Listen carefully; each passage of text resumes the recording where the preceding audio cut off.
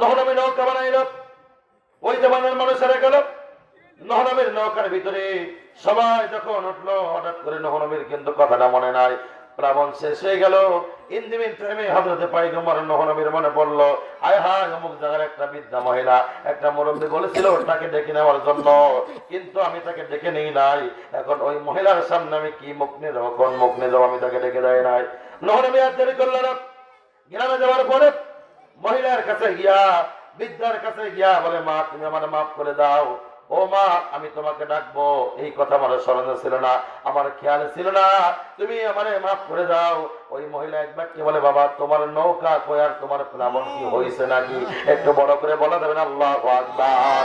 পীরের কদম নহের তরি ধরতো সে জাকের গর, ওই কদমের এমনি রীতি মনে লয় শুধু করি ভক্তি।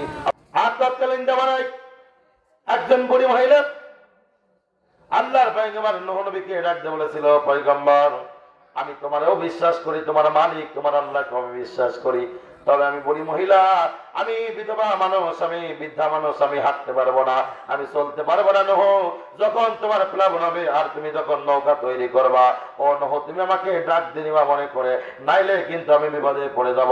একটু বড় করে বলা যাবে না? আল্লাহু আকবার। নহনবী নৌকা বানাইল। ওই জমানার মানুষেরা গেল নহনবীর নৌকার ভিতরে। সবাই যখন উঠলো, হঠাৎ করে নহনবীর কিন্তু কথাটা মনে নাই। প্লাবন শেষ হয়ে গেল। ইন্দিমিন টাইমে হযরতে পয়গম্বর নহনবীর মনে পড়লো, আয় হায়, অমুক জায়গার একটা বৃদ্ধা মহিলা, একটা মুরব্বী বলেছিল তাকে ডেকে নেওয়ার জন্য, কিন্তু আমি তাকে ডেকে নেই নাই। এখন ওই মহিলার সামনে আমি কি মুখ নিয়ে যাবো, কোন মুখ নিয়ে যাবো, আমি তাকে ডেকে দেয় নাই। নহনবী আর দেরি করল না। গ্রামে যাওয়ার পরে মহিলার কাছে গিয়া, বৃদ্ধার কাছে গিয়া বলে, মা তুমি আমার মাফ করে দাও। ও মা, আমি তোমাকে ডাকবো এই কথা আমার স্মরণে ছিল না, আমার খেয়াল ছিল না, তুমি আমারে মাফ করে দাও। ওই মহিলা এক বাক্যে বলে, বাবা তোমার নৌকা কই আর তোমার প্লাবন কি হয়েছে নাকি, একটু বড় করে বলা যাবে না? আল্লাহু আকবার।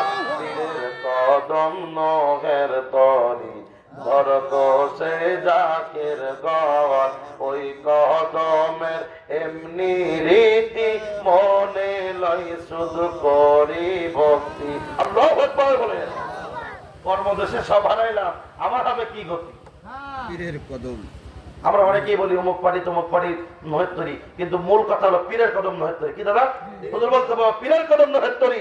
এই শুনেন, আপনি নামাজ পড়েন, আপনি হজ করেন, আপনি যাকাত দেন, কিন্তু আপনি যদি মুসলমান হতে পারেন, কোন মুসলমান?